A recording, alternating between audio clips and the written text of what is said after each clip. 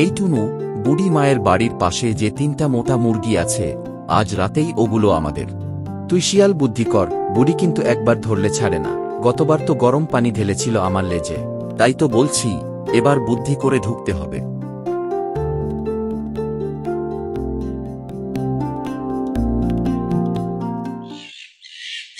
এক ছিল চালাক শিয়াল।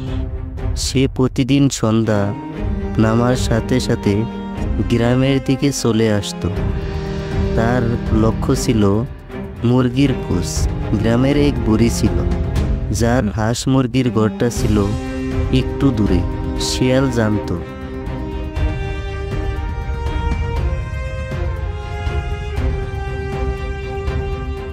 কেন জানি দিন দিন আমার মুরগিগুলো কমে যাচ্ছে। মনে হয় কোনো দুষ্ট শিয়ালের এ কাজ হবে। বুড়ি একটু বয়সে দুর্বল, তাই তার মুরগি চুরি করাটা খুব সহজ।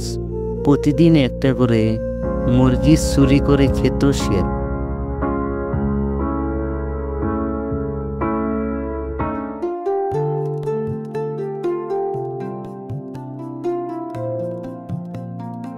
বুড়ি খেয়াল করল, আরে প্রতিদিন একটা করে মুরগি কমে যায়, এর তো কোনো চোর বুথর। একদিন বুড়ি একটা বুদ্ধি করলো। সে মুরগির ঘরের সামনে একটা বড় ফাঁক পাতলো আর ভিতরে কিছু মুরগির খাবার ছড়িয়ে রাখলো। তারপর রাতে সে লুকিয়ে রইল।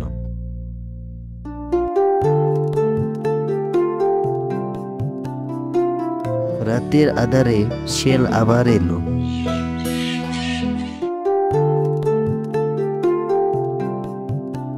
আজ তো বুড়ির মুরগি চুরি করতেই হবে। প্রতিদিন একটি করে চুরি করি, কিন্তু আজ 2টা মুরগি চুরি করতে হবে।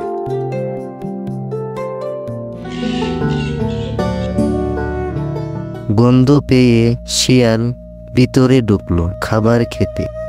বুড়ি তখন তাড়াতাড়ি দড়ি টেনে খাঁচার মুখ বন্ধ করে দিল। শিয়াল ফাঁদে পড়ে হাঁসফাঁস করতে লাগলো।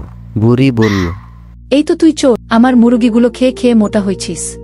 শিয়াল কেঁদে বলল, বুড়িমা, এবার আমাকে ছেড়ে দাও, আমি আর কখনো চুরি করব না গি। এই প্রথম ও শেষ, তোকে ছেড়ে দিলাম, কিন্তু আর যদি কখনো আসিস তবে তোকে আর ছেড়ে দিব না। শিয়াল প্রাণ ভরে কৃতজ্ঞতা জানিয়ে দৌড়ে পালালো।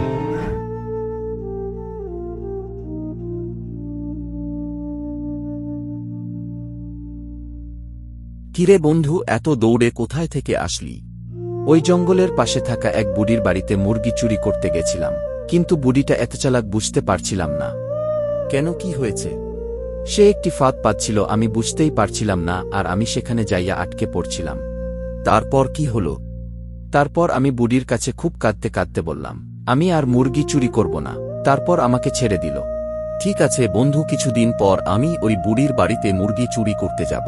বুড়ির মুরগি খেয়ে ফেলব, তুইও যাবি আমার সাথে। পরবর্তী অংশে দেখুন 2 শিয়ালের দুঃসাহসিক চুরি। তারা কি পারবে বুড়ির বাড়িতে মুরগি চুরি করতে, নাকি আবার ফাঁদে পড়বে? জানতে হলে অপেক্ষা করুন পরের পর্বের জন্য।